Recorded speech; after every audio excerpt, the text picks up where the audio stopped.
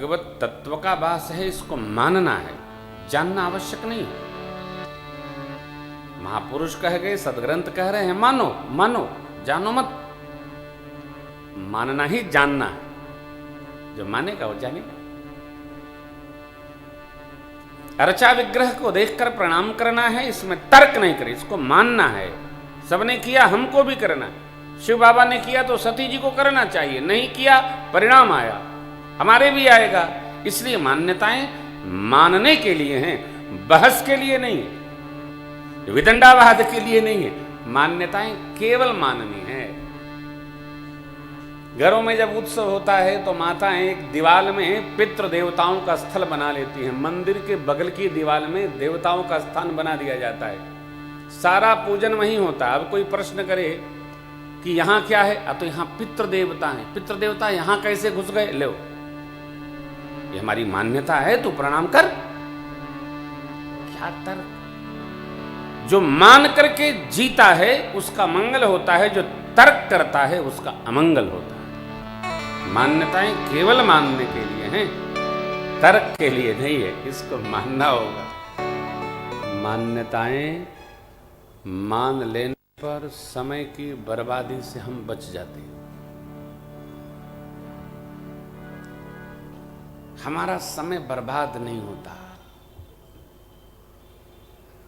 अपने से बड़ों की बात मान लेने वाले के कई वर्ष बच जाते हैं। महापुरुषों का चिंतन है, हम अपने से श्रेष्ठ के वचन को मान लेते हैं तो हमारे जीवन के 10-5 साल हमारे पास सुरक्षित हो जाते हैं। जो समय हम प्रयोग में देते हैं उससे हम आगे बढ़ लेते हैं। इसलिए श्रेष्ठ की बात मान लेने में ही हमारी भलाई। माँ ने मान लिया, कहा बाबा ने देवी, आनंद महोत्सव चल ही रहा था, इतने में नामकरण का अवसर उपस्थित भया। गुरुदेव भगवान को सादर बुलाया गया। आपको पुकारने के लिए एक एक नाम चारों पुत्रों का सुना देता हूं। क्या परिभाषित किया है गुरुदेव भगवान ने। चारों पुत्रों का नामकरण गुरुदेव भगवान ने कर दिया।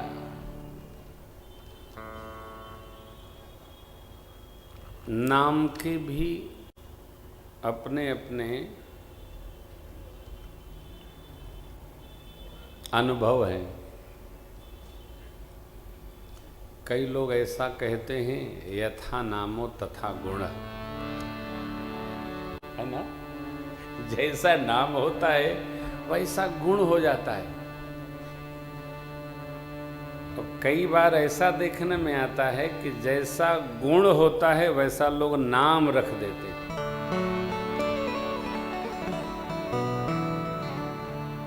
गांव में कई बच्चों का नाम लोग कटहवा रख देते हैं। वो काटता बहुत है, भले नाम उसका राधे श्याम हो, पूरा गांव उसको कटहवा कटहवा कहता है। कई लोगों का नाम लोग झूठा रख देते, कई लोगों का नाम हरिश्चंद्र रख देते। माता पिता गुरुजन जो नाम देते हैं वो नाम तो हल्का पड़ जाता है, लेकिन जैसा गुण होता है व्यक्ति में वो नाम प्रचलित हो जाता है। जैसा गुण होता है वैसा नाम। लेकिन आप निश्चित मानिए,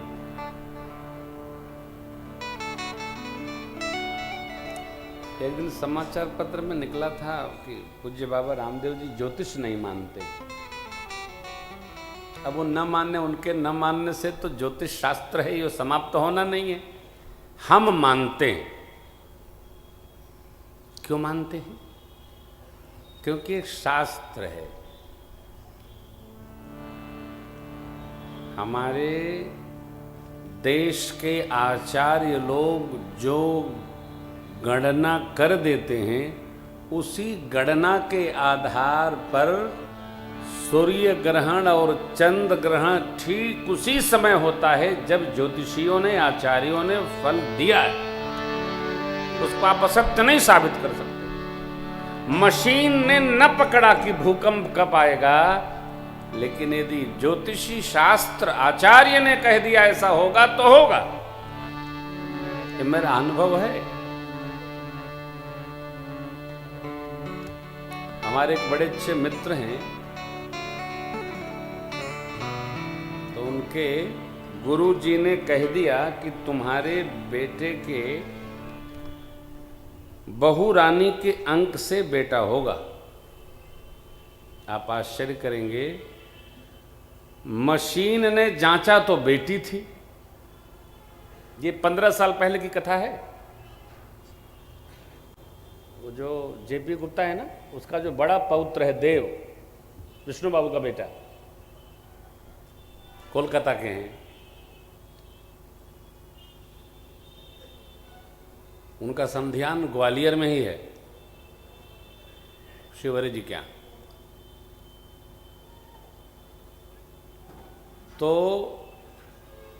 पंडित जी बराबर गुरु महाराज कहते रहे कि बेटा ही होगा, बेटा ही होगा। मैं कहता हूं तो लाख मशीन, 3 बार जांच, अब तो जांच प्रतिबंधित है, तब 3 बार जांच हुई, तीनों बार मशीन ने कहा बिटिया है, गुरु जी ने कहा बेटा है। आप आश्चर्य करेंगे, जब संतान हुई तो बेटा था। क्या कहेंगे आप? झूठ नहीं हो सकता।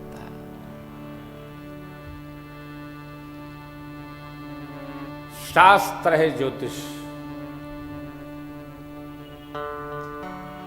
गुरुदेव भगवान ने क्या कहा? आनंद के समुद्र हैं, सुख के खजाना हैं, उनका नाम राम। कंकड़ी से लेकर तीनों लोक की सुंदर व्यवस्था करते हैं। ब्रह्म राम जान रखिएगा। टीवी सीरियलों में जो देखा है आपने वो सब झूठ है। हम जो कह रहे हैं वो सही है, मानस में लिखा है वो सही है। इसको ठीक से समझिएगा। लोग ऐसी मान्यता बना लिए हैं कि विष्णु भगवान का अवतार राम है। गलत। महर्षि वाल्मीकि जी के जो राम हैं वो विष्णु अवतार हो सकते हैं, लेकिन गोस्वामी जी के राम ब्रह्म राम है, वो विष्णु राम नहीं है।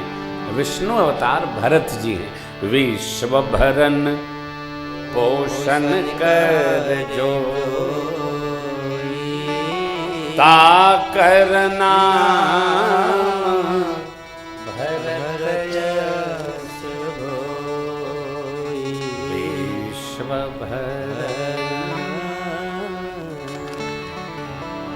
सही जाना जाए। असल में पोथी जी पढ़ करके भी उतरता नहीं है, क्योंकि जो देख लेते हैं ना सीरियल में वही चलता रहता है। कई बार तो आचार्य जी लोग विवाह शादी में बहुत संघर्ष करते हैं, क्योंकि विवाह में 2 आगे 2 पीछे चतुष्पदी है, परंतु सनीमा वाले दिखाए हैं 7 फेरा, तो 7 पंडियों जी को लगवाना पड़ता है। तो महाराज न 7 लगाओ तो लड़के का जीजा कहता है किस फिल्म से करा रहे हैं? अरे हम फिल्म से नहीं, हम सदग्रंथ से करा रहे हैं। ये सदग्रंथ नहीं मानेंगे। 7 करिए नहीं तो छूटा छाटी हो गया। तब अब पंडित जी सोचे मैं क्या वापस दे बड़े भाई, तो हम तो मंत्र बोल दिए, 3 तू करा ले लो। वस्तुतः हम लोग सदग्रंथ न जानते हैं और न मानने का प्रयास करते हैं। जो देख लिया वो बैठ गया। पुराणों में अवतार के अनेक कारण दिए।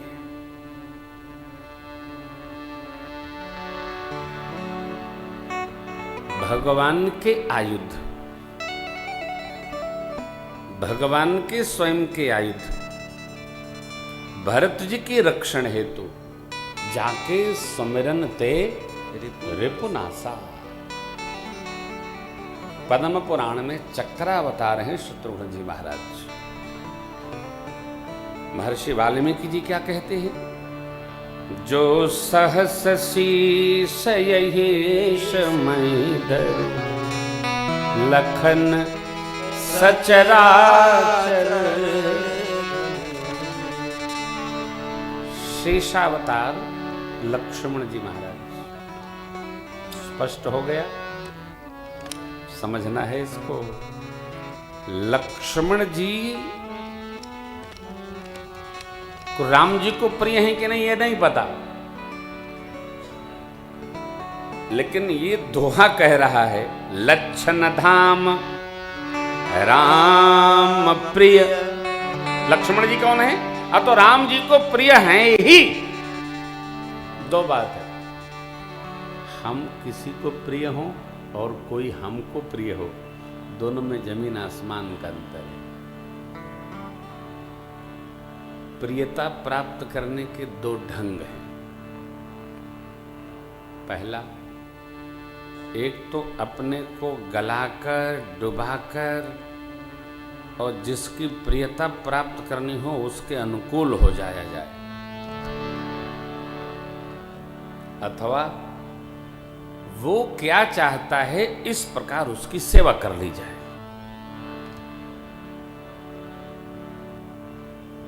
लक्ष्मण जी अपना कुछ नहीं रखते।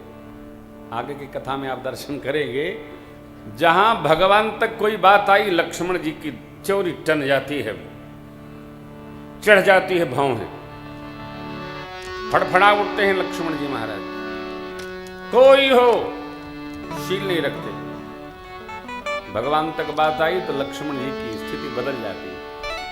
इसीलिए लक्षण धाम राम प्रिय सकल जगत गुरु श्रेष्ठ तेरा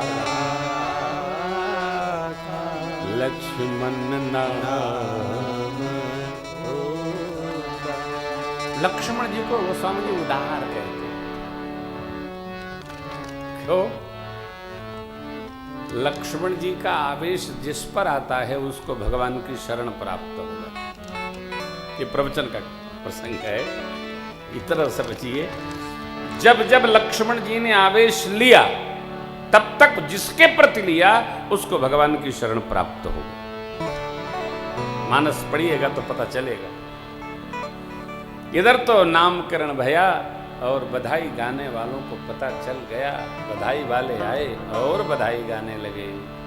बधाइया आंगने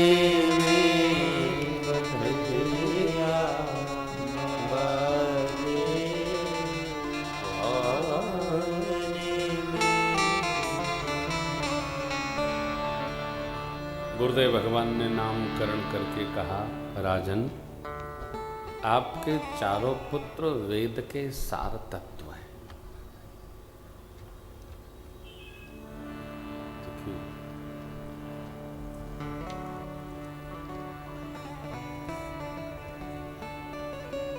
सौभाग्य आकर के किसी को बताता नहीं है कि मैं आ गया हूं। इसको स्वयं मानना पड़ता है कि हम बड़े सौभाग्यशाली हैं।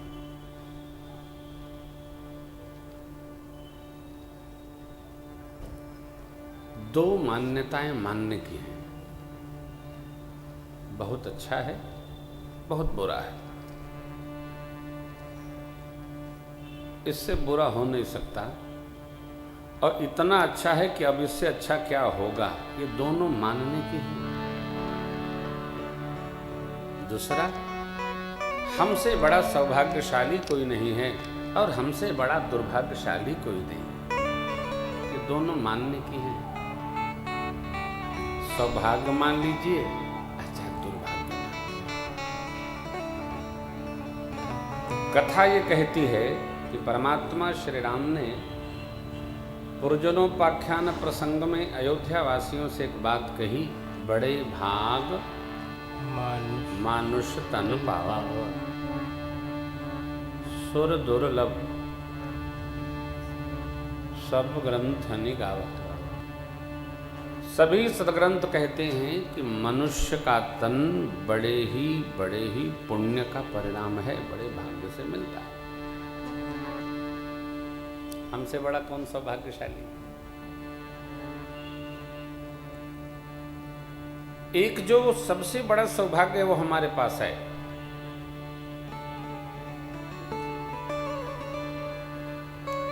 दूसरे के पास क्या है उसको न सोचकर जो हमारा सबसे बड़ा सौभाग्य है इसको सोचना है, हम गदगद रहेंगे, हम आनंदित रहेंगे।